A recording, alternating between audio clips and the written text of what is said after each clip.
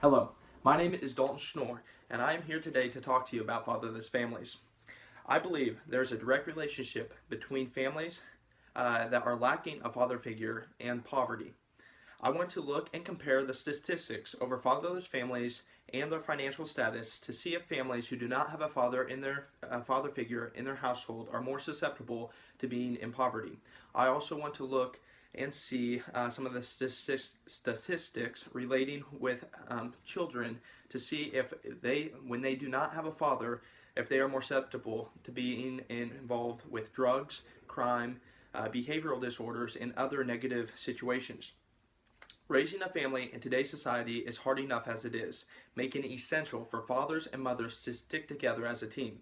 When one parent becomes tired or worn out, the other parent figure should be able to help with the responsibilities that are not being taken care of. In our society, fathers' typical responsibility is to be the provider of the home. Of married families, 96.8% of them have at least one parent figure working. Of those 96.8%, 61% of families have at least two parents working in the family. Overall, if a father is removed from the picture, immediately the mother has twice the responsibilities that she has to take care of without ever having a break. When the father figure is missing from the family is more susceptible to poverty as well as many other negative effects. Other facts researchers have found that occurred when fathers were missing as a parent figurehead consisted of increased sexual activity, drinking problems among teenagers, drug use, sexual abuse, child abuse, suicidal tendencies, confused identities, psychiatric problems, emotional distress, uncooperative kids, unstable families, fatherless aggression, as well as many other disturbing problems. There are many statistics supporting this statement. I would first like to show you this graph that will help support this evidence. As you can see here, this graph shows poverty by family structure. From 2001 to 2011, 8% to 10.9% of married couple families were considered to be living in poverty, whereas from the same years, from 2001 to 2011, 39.2% to 47.6% of female-headed households were considered to be living in poverty.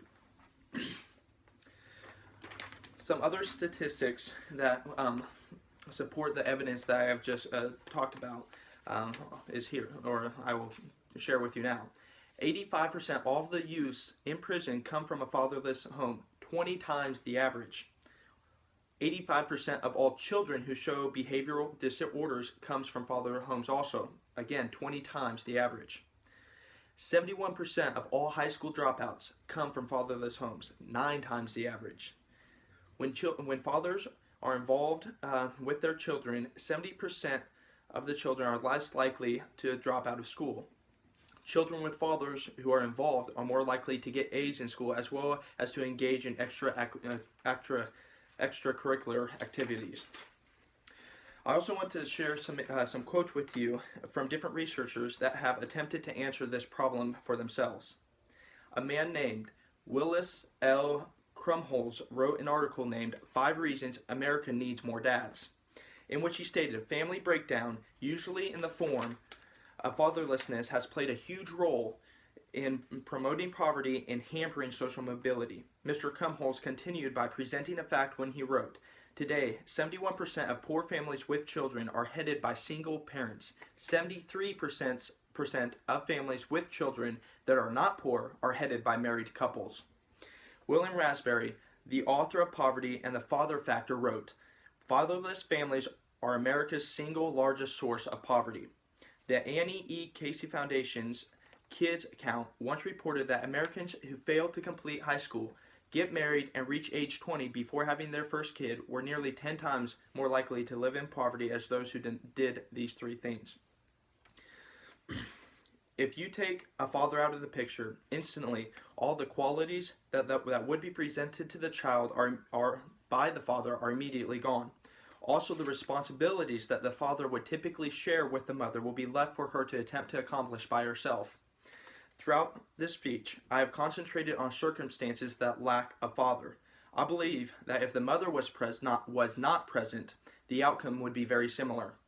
It is just more common in society for the father not to be involved in the child's life than for the mother to be missing as a parent figure.